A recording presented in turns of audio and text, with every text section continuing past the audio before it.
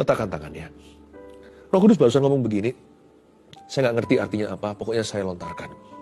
Izinmu yang sudah dicabut itu, minggu depan hari kerja, akan dikembalikan. Ada berkat cancellation, atau berkat pembatalan terhadap pencabutan izin Anda. Saya tidak tahu izin apa, I have no idea, tapi saya taat saja.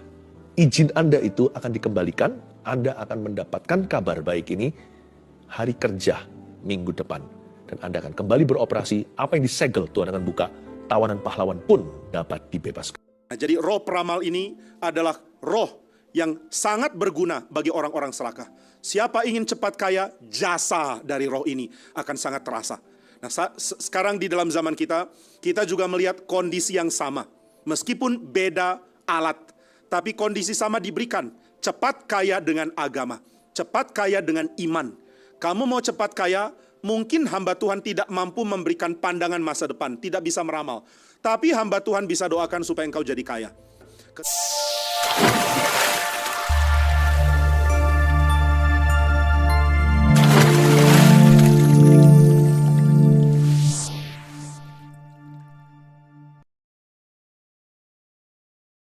Ya, baik saudara sekalian, saya rasa saya perlu memberikan sedikit tanggapan ya.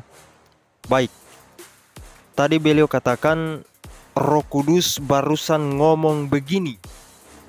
Roh Kudus barusan ngomong begini. Nah, saya heran, setahu saya Roh Kudus itu membuat kita mengerti akan firman Tuhan, memberi ilham, memberi wahyu kepada rasul-rasul, kepada nabi-nabi. Tapi akhir-akhir ini banyak sekali orang yang terlalu gampang berkata bahwa Roh Kudus berbicara kepada saya, Roh Kudus ngomong, seakan-akan Roh Kudus itu berbisik-bisik di telinga mereka. Nah, Roh Kudus itu membuat kita percaya, membuat kita mengerti siapa itu Kristus. Orang yang ada Roh Kudus pasti memberitakan Kristus, meninggikan Kristus dalam hidupnya ya. Lebih banyak memberitakan salib Kristus, memberitakan penderitaan Kristus. Tapi sekarang apa? Justru Roh Kudus yang digembar-gemborkan. Nah, adapun Yesus diberitakan, tetapi Yesus yang lain. Percaya Yesus pasti sembuh. Percaya Yesus mujizat pasti terjadi. Nah, memang Yesus bisa melakukan mujizat kesembuhan. Tapi Alkitab tidak pernah mengajarkan kalau setiap orang percaya itu pasti sembuh, pasti terima mujizat. Buktinya banyak orang percaya yang ternyata meninggal karena sakit. Kemudian mereka bilang Roh Kudus berbicara kepada mereka. Tetapi anehnya, yang dibicarakan itu bukan firman Tuhan, atau tidak ada sangkut pautnya dengan Kristus. Izin sudah dicabut minggu depan hari kerja dikembalikan apa segala macam lah. Apa itu? Izinmu yang sudah dicabut itu, minggu depan hari kerja, akan dikembalikan. Ada berkat cancellation, atau berkat pembatalan terhadap pencabutan izin Anda. Tidak ada sangkut pautnya dengan Kristus.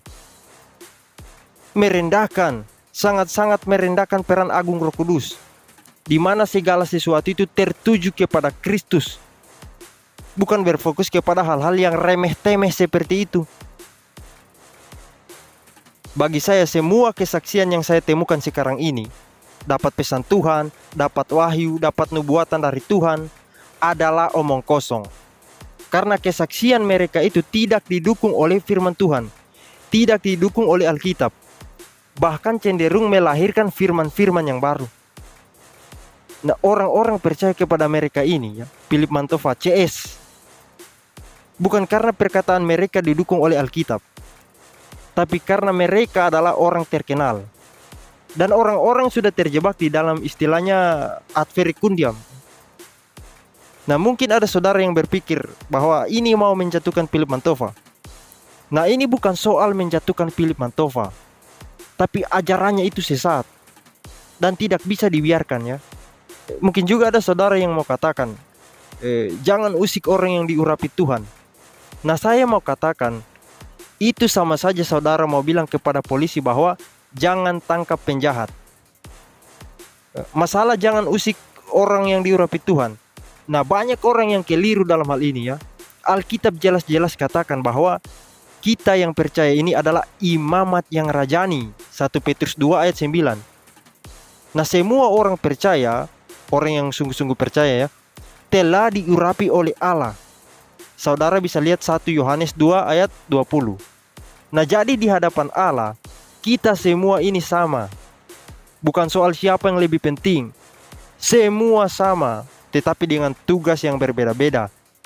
Masalah upah itu tergantung dari seberapa rajinnya seseorang melakukan kehendak Allah, memberitakan Injil. Jadi saya mengajak kita untuk tidak mengkultuskan pendeta ya. Tapi mari kita menghormati mereka. Dan saling menghormati itu indah. Mungkin sekian saja tanggapan dari saya dan sampai jumpa di video selanjutnya. Sekian.